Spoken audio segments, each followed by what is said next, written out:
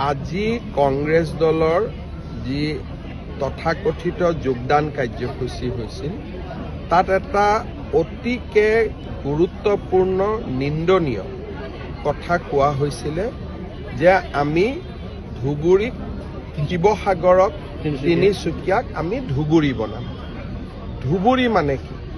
য'ত আমাৰ কোচ ৰাজবংশী আৰু আন জনগোষ্ঠীৰ লোকসকল আছিল।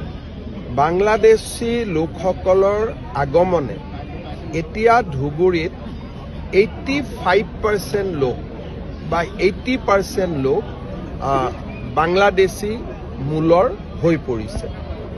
তাত এতিয়া আমাৰ হিন্দুসকল একেবাৰে সংখ্যালঘু। এতিয়া ধুবুৰী বনাম মানে কি? তাৰমানে শিৱসাগৰ আৰু তিনিচুকীয়ালৈও আমি বাংলাদেশী আনিম। যেনেকৈ আমি ধুবুৰীত আমি হিন্দুসকলক সংখ্যালঘিষ্ঠ কৰিলোঁ, বৰপেটাত কৰিলোঁ, বা আমি বঙাইগাঁৱত কৰিলোঁ, বা আমি আমাৰ গোৱালপাৰাত কৰিলোঁ, তেনেকৈ আমি শিৱসাগৰ আৰু তিনিচুকীয়াকো কৰিম। শিৱসাগৰ তিনিচুকীয়া বুলি ক'লে লগত ডিব্ৰুগড় চৰাইদেউতো যোগ হৈয়ে গ'ল। এনেকুৱা ধৰণৰ কথা যেতিয়া ক'লে তেতিয়া মই ৰেজাউল কৰিমক মই সমালোচনা নকৰোঁ, কাৰণ মই অসমীয়া, মইতো সকলোতে অসমীয়া থকাটোৱে বিচাৰিম। মই বাংলাদেশী মিয়া, মইতো বিচাৰিম সকলোতে বাংলাদেশী মিয়া হওক। কিন্তু গৌৰৱ গগৈয়ে লগে লগে থিয় হৈ ক'ব লাগিছিল যে আপুনি এনেকুৱা কথা কিয় কৈছে। মই শিৱসাগৰৰ MP, শিৱসাগৰ হৈ থাকিব।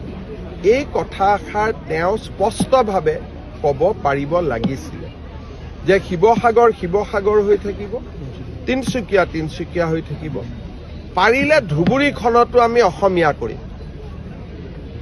বাৰু ধুবুৰীখনৰ কথা তেওঁ নকওঁকে, কিন্তু অন্ততঃ শিৱসাগৰক ধুবুৰীখনক শিৱসাগৰত ধুবুৰী কৰিম বুলি কওঁতে তেওঁ লগে লগে উত্তৰ দিব লাগিছিল যে কোন দিশৰ পৰা ধুবুৰী কৰিব, বাংলাদেশী মিয়াৰ পৰা নে আন কিবাৰ পৰা।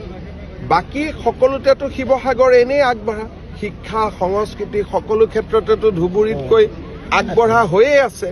গতিকে কোনটো ক্ষেত্ৰত ধুবুৰী শিৱসাগৰ হ'ব? এইটো বৰ অসম নেকি? তাৰমানে বৰ অসমৰ জেগাত মিয়া অসম বুলি কৈ দিয়ক। বৰ অসম আৰু মিয়া অসমৰ মাজত ডিফাৰেন্সটো গৌৰৱ গগৈয়ে বুজি পায় নাই নাজানো মই। শিৱসাগৰ যদি ধুবুৰী হয় তেতিয়াহ'লে বৰ অসম নহয়, সেইখন মিয়া অসম হ'ব। গতিকে এই কথাবিলাকতে আমাৰ আপত্তি। কংগ্ৰেছে যি ধৰণে মিয়াৰ ওচৰত আত্মসমৰ্পণ কৰিছে, সি অসমীয়া জাতিসত্তাৰ প্ৰতি এটা ভাবুকি আনি দিছে।